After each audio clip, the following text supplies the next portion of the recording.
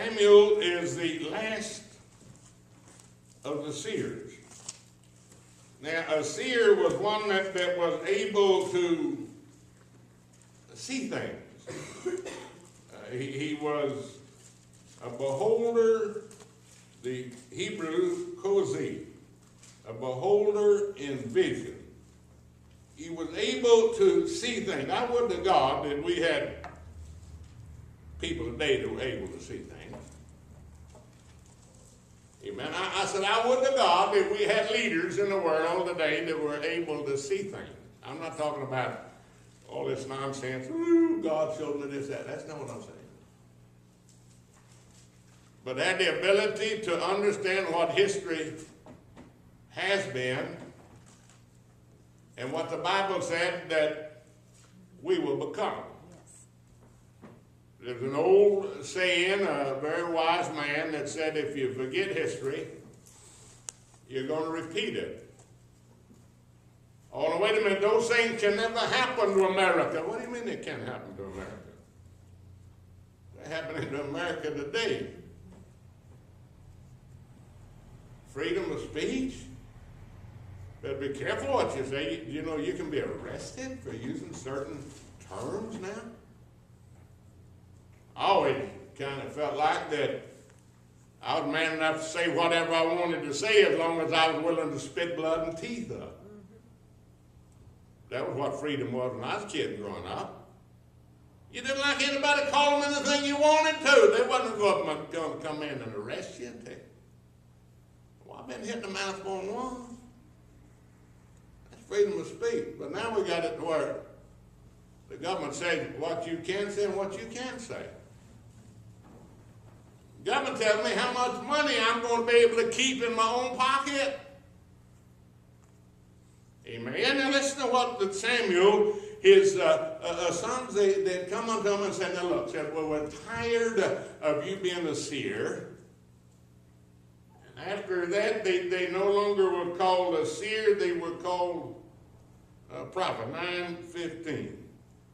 Now the Lord had told Samuel in his ear a day before Saul came, saying, tomorrow about this time I will send a man out of the land of Benjamin, and I shall anoint him to be captain over my people Israel, that he may save my people out of the hand of the Philistines, for I have looked upon my people, because their cry came unto me. And when Samuel saw Saul, the Lord said unto him, behold, a man whom I spake to thee of this shall reign over my people. See, God never intended for Israel to have a king.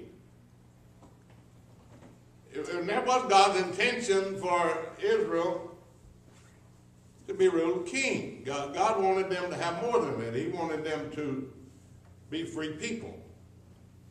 And whenever they become a sovereign power over the people, he knew how that the kings of the heathen nation had brought their people under bondage and control. So he set up seers and he set up judges to take care of the confrontation and the conflicts among the people. But now the judges were going to be over, and they were going to be like everybody else. They were going to have a king that was going to dictate them. Now the Lord had told Samuel in his ear the day before. Amen. That Saul was going to come and going to make him a king. So we're not only going to make him a king, you're going to give him a dinner. Now Samuel was not a poor man. When we start talking about prophets, we think about somebody out there in those nomadic lands of desert and sand. And no. They were very wealthy people. Amen. I mean, the prophets, Ezekiel and Daniel and Nehemiah and all of them, and Elijah and Elijah. You remember the kings would bring beasts loaded with gold and silver and say, do this for me and I'll give you all of this stuff. Kind of hard to remain true to God when people are offering you so much to be like Balaam and prophesy that which God didn't intend for you to prophesy. But God's got him a man, and God is allowing Samuel to call Saul to supper. Listen to what the 22nd chapter said. Samuel took Saul and his servants and brought them into the parlor and made them sit at the chiefest place among them that were bidden, where there were about 30 persons. In other words, he had a dining room table a parlor that could hold over 30 people. That's a pretty good size.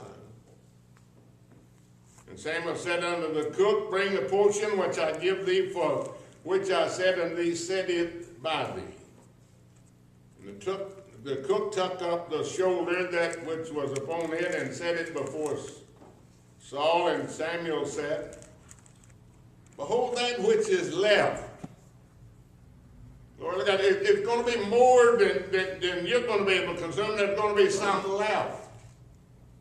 I'm serving an abundant God.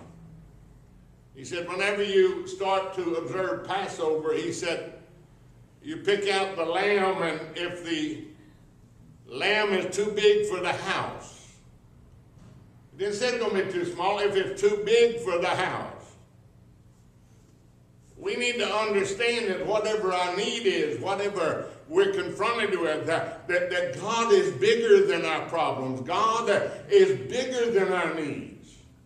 He's an abundant God. He's telling here, Samuel is telling the cook to put this before Saul and said, Saul, you're not going to be able to consume all of it. Behold, that which is left, set it before thee and eat. And at this time hath it been kept for thee, since I said, I have invited the people. I have invited the people. An invitation has gone out. I've invited the people, so Saul did eat with Samuel that day. And when they were come down from the high place into the city, Samuel communed with Saul upon the top of the house. And they arose early, and it came to pass after the spring of the day that Samuel called Saul to the top of the house, saying, up, that I may send thee away.